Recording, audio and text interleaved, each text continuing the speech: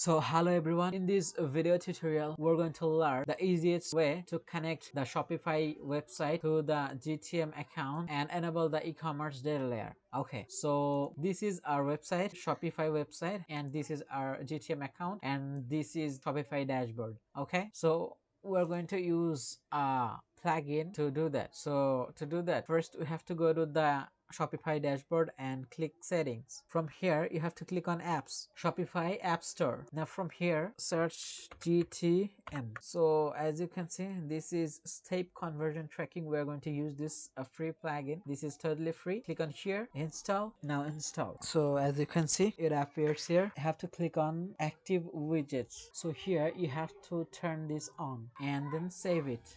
So it's done saving. So now click on manage app. So here we have to put our GTM container ID. So let's go to the GTM and click on here. So as you can see, this is the GTM container ID. We have to copy this, we have to paste it here, and we have to click on here, and now save it, and now click on data layer. So now click on here and you can check it or uncheck it, both up to you, and now save it. So that's it. Now our GTM container is connected to our Shopify website. Now let's check it out. Let's preview this. So as you can see, this is connected. It means our GTM container is perfectly added to our Shopify website. So thanks for watching the video. We'll see you in the next one. Bye.